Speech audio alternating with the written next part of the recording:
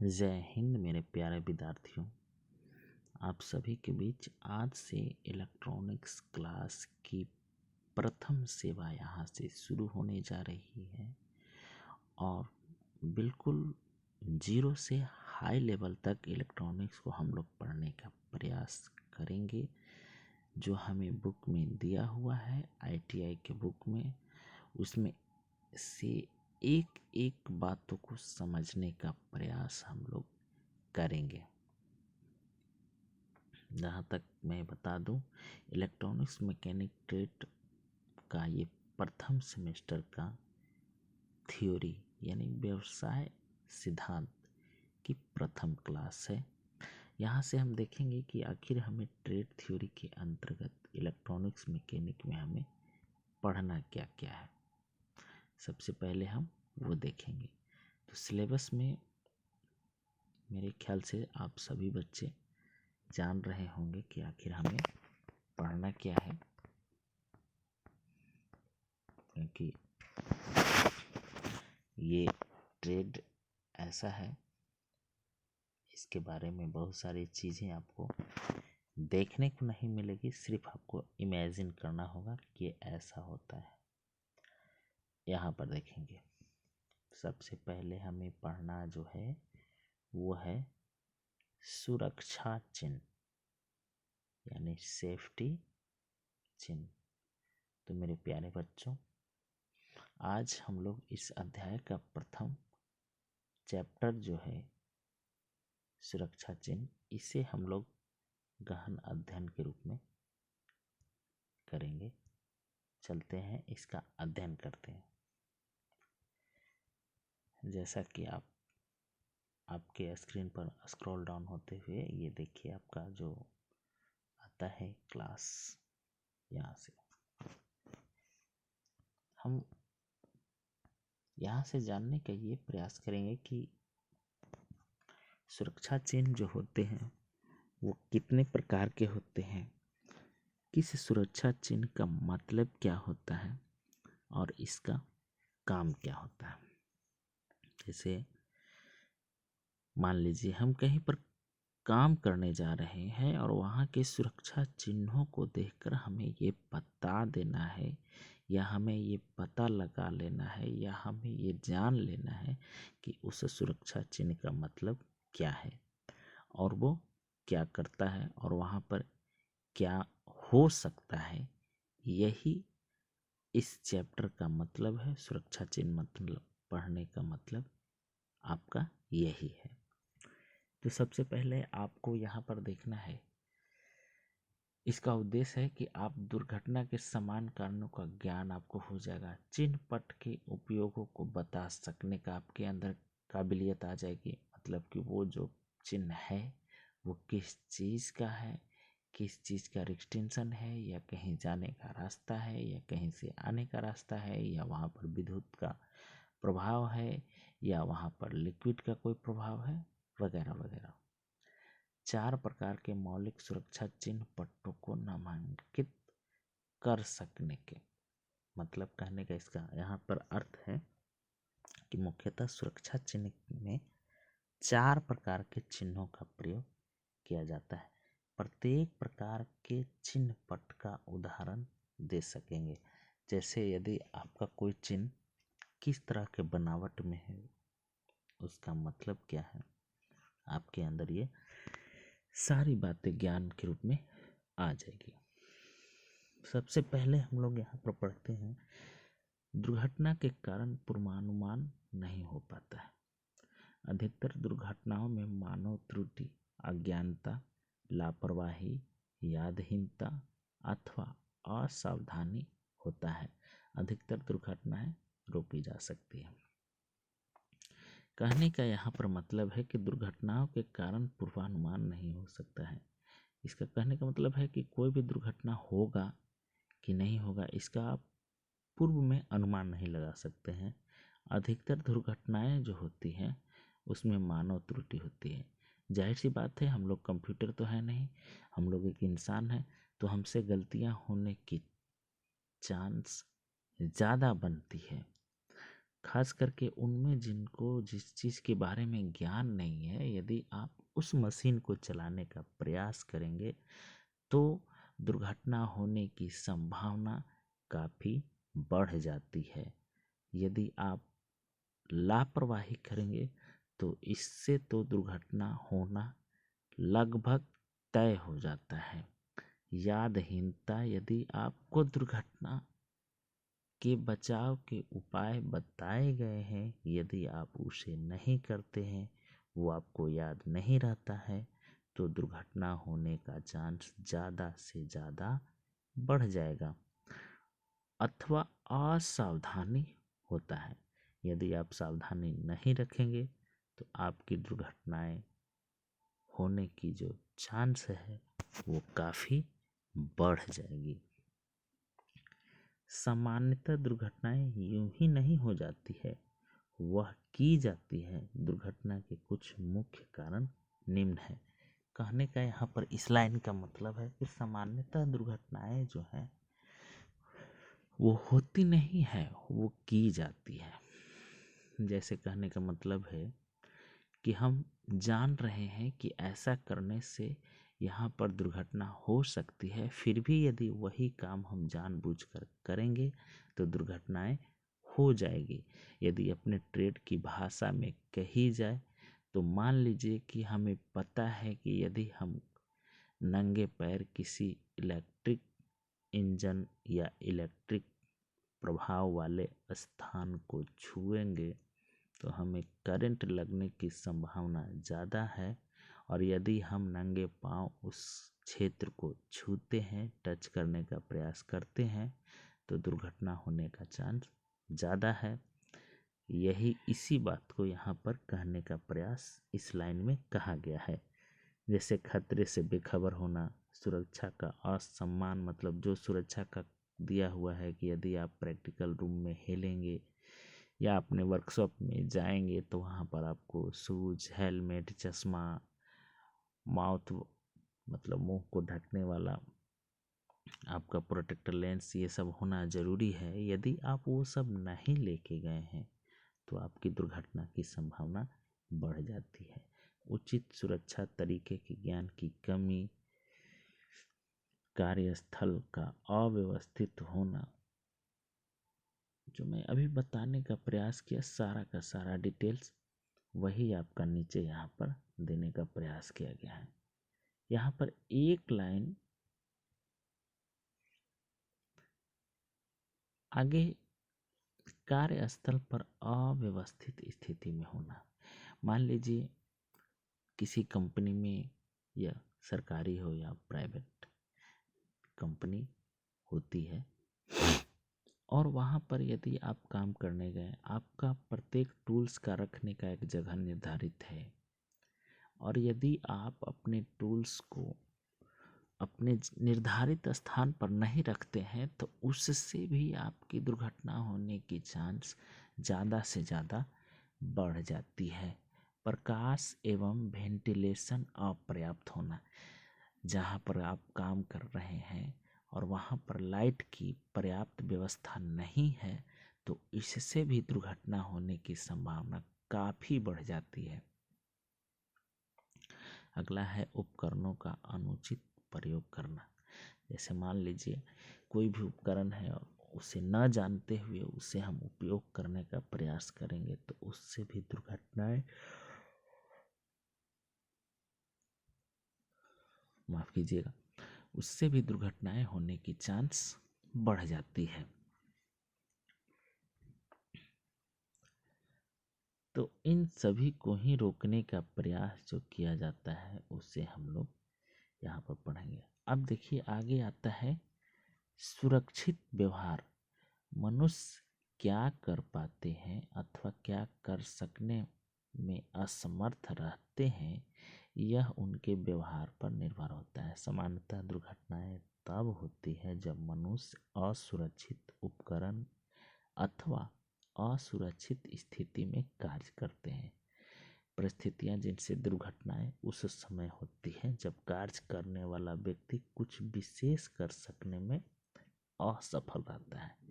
अधिकतर दुर्घटनाएं यूं ही नहीं हो जाती है। दुर्घटनाएं उनके कारण होती हैं। जो उदारता किसी उपकरण को रख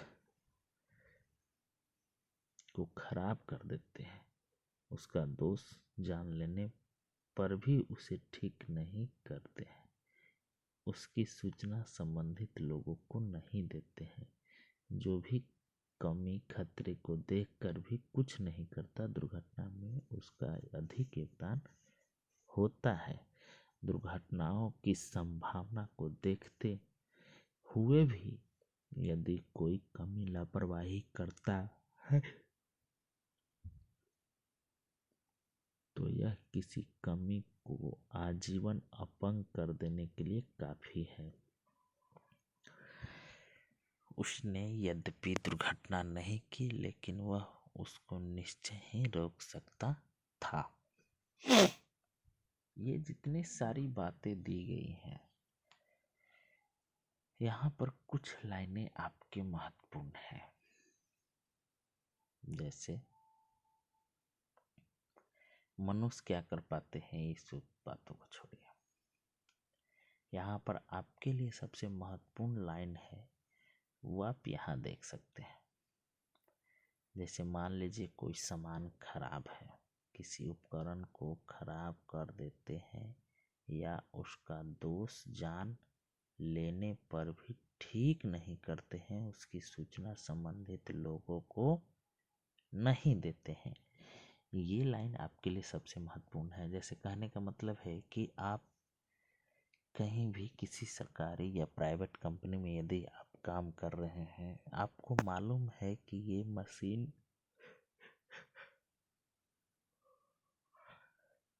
ये चीज इसमें खराब है, तो आपको उसकी सूचना संबंधित व्यक्ति को तुरंत देना है। उन्हें ये बता देना है कि आपका ये जो मशीन है, टूल्स है, इसमें ये खराबी है, इसे तुरंत दूर करने का आप प्रयास कीजिए।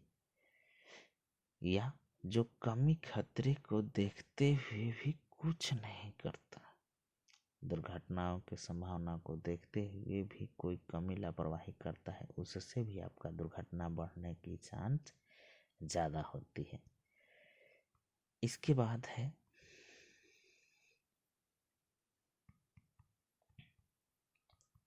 हाँ,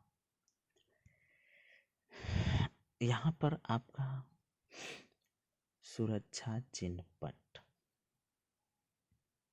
जो आप ये देख रहे हैं, सुरक्षा चिन्ह पट प्रायः सड़कों पर, रेलवे पर, चिकित्सालय यानी हॉस्पिटल में, कार्यालय संस्थाओं में, औद्योगिक यूनिट में इत्यादि जगह पर जो होता है वो चिन्ह लगाए जाते हैं। यह एक आम बात है। चिन्ह इत्यादि दृश्य संकेतक होते हैं, ये भी सही बात है। चिन्ह पट पर चिन्ह केवल चिन्ह भाग, छोटा लेख, फिगर या सम्मिश्रण, मतलब चिन्ह जो भी होता है वो आपका गोल में हो, त्रिभुजाकार में हो, आयताकार में हो, है ना, अधिकतर तरह के हो सकते हैं। चिन्ह एक स्पष्ट संदेश देते हैं जो सुरक्षा से सुनिश्चित करने के लिए होते हैं। अब यहाँ से हम लोग पढ़ेंगे कि चिन्ह आखिर कितने प्रकार के होते हैं। तो चिन्ह मुख्यतः 4 प्रकार की कैटेगरी में आपको बांटा गया है।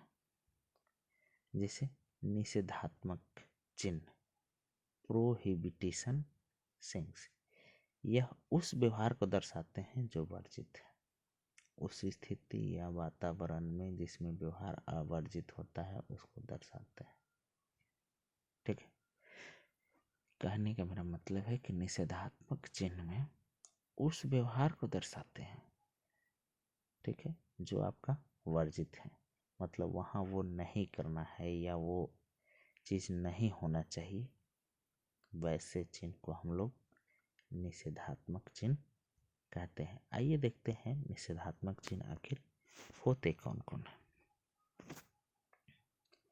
यहाँ से आप देख रहे हैं ये सारे चीज़ें निषेधात्मक चिन्ह के उदाहरण हैं। ये जो आपके हैं वो निषेधात्मक चिन्ह के उदाहरण है। जैसे ये आपका जलता हुआ सिगरेट, या नहीं जलाना है, ठीक है, सेम चीज। फायर सेम चीज, पैदल टहलना नहीं है। तो सबसे पहले यहाँ हम लोग सवाल अब ये उठता है कि आखिर निषेधात्मक चिन्ह जो है वो रहता कैसे जगहों पर है, मिलता कैसे है, बनावट क्या होता है। तो सबसे पहले ये आप जान लीजिए कि हमारे जो भी निषेधात्मक चिन्ह होते हैं वो आपका वृत्ताकार में रहेंगे। और दूसरी महत्वपूर्ण जानकारी है कि निषेधात्मक चिन्ह हमेशा उसका पीछे का जो बॉडी रहेगा वो वाइट होगा और उसमें काला क्रॉस किया हुआ रहेगा। जैसे ये जो आपका है, इसका ये पार्ट है, ये जो आप देख रहे हैं, ये अंदर का पार्ट ये आपका वाइट रहेगा, ठीक है। और उस पर जो रहेगा, जो बॉर्डर का जो निशान रहेगा, बॉर्डर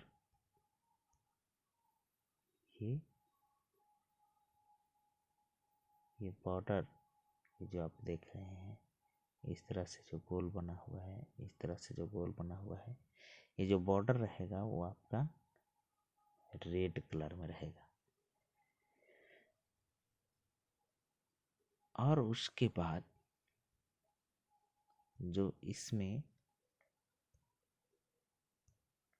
ये चिन्ह रहेंगे, जैसे निषेध जो किया हुआ रहेगा वो आपका काला रंग से किया हुआ रहेगा। ये निषेधात्मक चिन्ह का उदाहरण है कि जो भी ये निषेधात्मक चिन्ह है इसमें आपका बनावट कैसा रहेगा बताएं हमें। तो बनावट रहेगा वृत्ताकार, ठीक है, बनावट होंगे इसके वृत्ताकार। और इसका अंदर का जो पट्टी रहेगा वो कैसा रहेगा, वो आपका वाइट रहेगा। जो ये आपका पट्टी है ये आपका वाइट रहेगा। इसके बाद इसके जो बॉर्डर लाइन होंगे वो ये गोलाकार वाले जो हैं ये आपका रेड कलर का होंगे। और इसमें जो क्रॉस का निशान रहेगा, क्रॉस का निशान जो होगा वो आपका ब्लैक कलर यानी काले कलर का होगा। ये आपका प्रथम निषेधात्मक चिन्ह समाप्त हुआ। दूसरा आपका है अनिवार्य चिन्ह। जैसे वैसा स्थान जहाँ पर आपको अनिवार्य मार्क्स करना अनिवार्य है, उस व्यवहार को, संकेत को जिसका पालन करने पर दुर्घटना हो सकता है। उदाहरण के लिए अनिवार्य चिन्ह भी वही होता है, वहाँ देना इसलिए ज़रूरी है ताकि यदि उसकी बातों पर अमल नहीं किया जाए तो दुर्घटना होने की चांस बढ़ जाती है।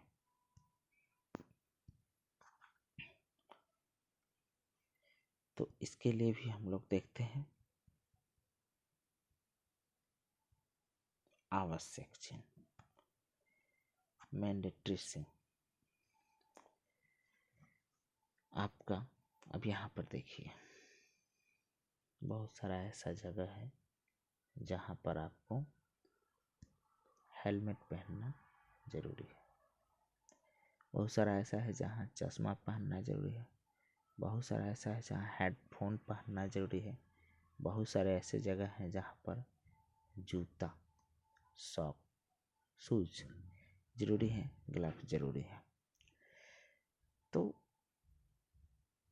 कहने का मेरा मतलब है कि ये जो हेलमेट है, चश्मा है, हेडफोन है, शूज तो लगभग जगह आपको पहनना अनिवार्य ही है। ग्लव्स है, इसके साथ ही साथ आपके जो है मास्क हो गए। जैसे डस्ट वाले एरिया में यदि आप काम कर रहे हैं तो वहाँ पर ये मास्क जरूरी है, ठीक है। उसके बाद है वियर सेफ्टी हार्नेसेबल या बेल्ट। आपको सेफ्टी बेल्ट भी पहनना कहीं कहीं ज़रूरी कर दिया जाता है।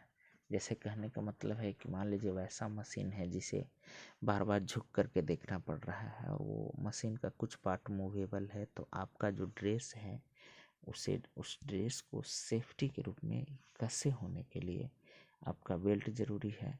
या फिर यदि आप ऊंचाई वाले जगह पर हैं, कहीं ऊंचाई वाले जगह पर हैं और उस ऊंचाई वाले जगह से मान लीजिए एक बिल्डिंग से दूसरे बिल्डिंग तक जाना है या एक ही बिल्डिंग के ऊंचाई वाले स्थान पर जाना है, तो वहाँ पर आपको इस तरह से करने के बाद आपके बॉडी के पार्ट को बेल्ट से कसा हुआ रहेगा।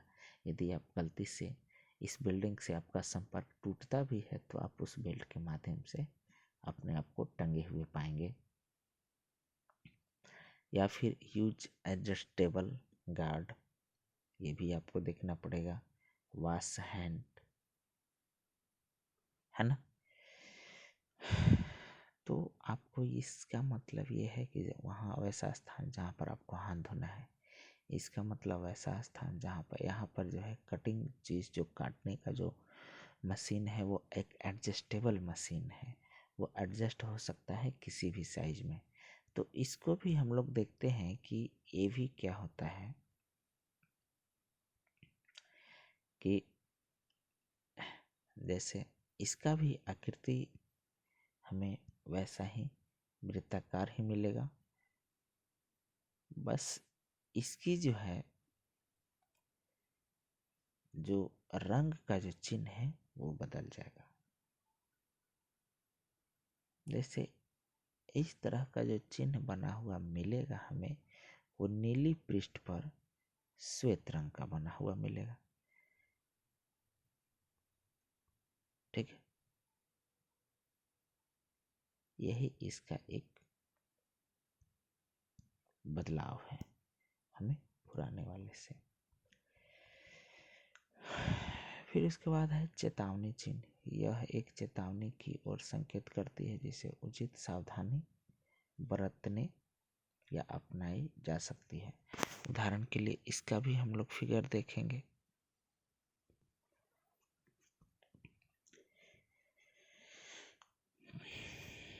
अब हम लोग अगला चेतावनी चिन्ह के ऊपर आए हुए हैं। चेतावनी चिन्ह मुख्यतः त्रिभुजाकार के रूप में बना होता है, यानी त्रिभुजाकार की पट्टी के अंदर इसकी बनावट होती है। यह पीली पृष्ठभूमि वाले हाशिए तथा चिन्ह के साथ बनती है।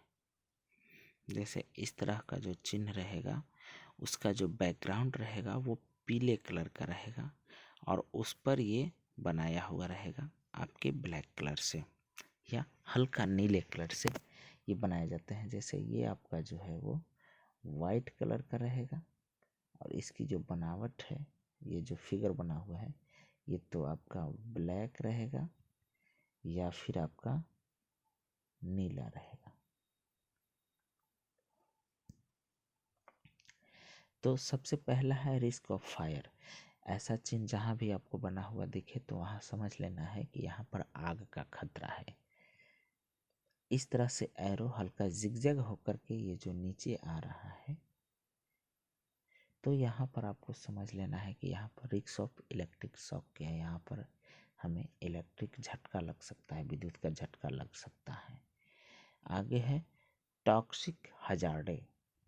टॉक्सिक हजार्डे कहने का मतलब है यहाँ पर आपको ये भी ध्यान रखना है कि ये देखना है कि ये क्या कहना चाह रहे हैं। जैसे इस तरह का निशान जब बन जाए तो वहाँ पर आपको और भी सावधानी बरतने की।